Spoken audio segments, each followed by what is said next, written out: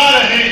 مسلمانوں کے نام پر نہ کھیت رہے، نہ کھلیان رہے، نہ باغ رہے، نہ سونا چاندی رہے، نہ ان کا کوئی گھر اور مکان اپنا رہے، زندہ رہنے کے لیے گھر بھی نہ رہے، جب یہ مر جائے تو قبرستان بھی نہ رہے۔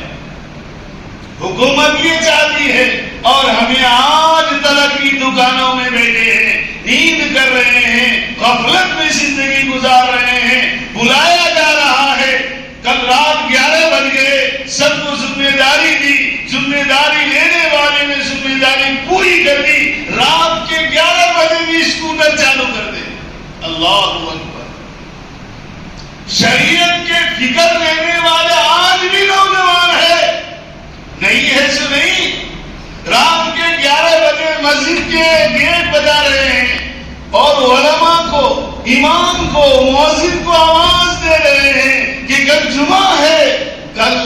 ہمارے میڈھلی جامع مسجد میں ایک چھوٹا سا پروگرام ہے، اعلان کر دیں۔ رات کے اندر گئے ہوئے ہیں، خدا پاک کی قسم مسجد میں بول رہا ہوں، جھوٹی بات نہیں ہے، آپ کا دل سمو لینے کی بات نہیں ہے،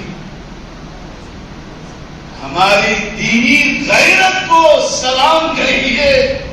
یا بربادی کا انجام کہیے، ہوڑی میں بھی، وائٹ فیلڈ میں بھی، وطور میں بھی، دیو سنگرا میں بھی، اور ہمارے ٹن فیکٹری میں بھی، اور ہمارے اطراف میں بھی اعلان ہو رہے ہیں، مصلی پر اعلان ہو رہے ہیں، منبر پر اعلان ہو رہے ہیں، اللہ رسول کی طرف بلایا جا رہا ہے، دین کی طرف دعوت دی جا رہی ہے۔ ہم ہیں یہ مسلمان، یہ سر پر ٹوپی بھی ہے، بدن پر جبہ بھی ہے، چہرے پر داڑھی بھی ہے، ہاتھ میں تسبیح بھی ہے، لیکن ہمارے دلوں میں دین کی بچاؤ کے لیے، شریعت کی حفاظت کے لیے، اوقاف کی حفاظت کے لیے ہمیں کوئی فکر نہیں۔ جانے یہ 2.5 میٹر کپڑے پہننے والے، یہ جبہ پہننے والے، اس کا کام، اس کا انجام خدا جانے۔ ہمارے دلوں میں اگر یہ خیال ہو، خدا پاک کی قسم، جینے کے لیے، قدم رکھنے کے لیے جگہ نہیں ملے، جب مر جاؤ گے تو دفنانے کی جگہ نہیں ملے گی، جاگ جاؤ، ہوشیار ہو جاؤ۔ میں انہی چیزوں کو سامنے رکھ کر ہمارے آل انڈیا مسلم پرسنل لا بورڈ کی طرف سے، اور اسی طریقے سے ہمارے جمعیت علماء بنگلور کرناٹک کی طرف سے، اور بہت سارے اللہ والوں کی فکروں کے زیر سائے میں ہمارے گلستان شہر بنگلور میں عیدگاہ قدس صاحب کے میدان میں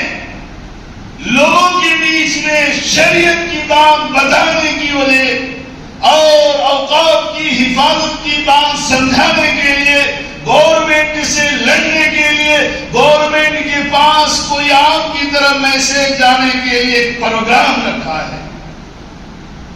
اور وہ پروگرام ہے شریعت، تحفظ شریعت اس کا عنوان ہے، اور تحفظ اوقاف ان کا عنوان ہے۔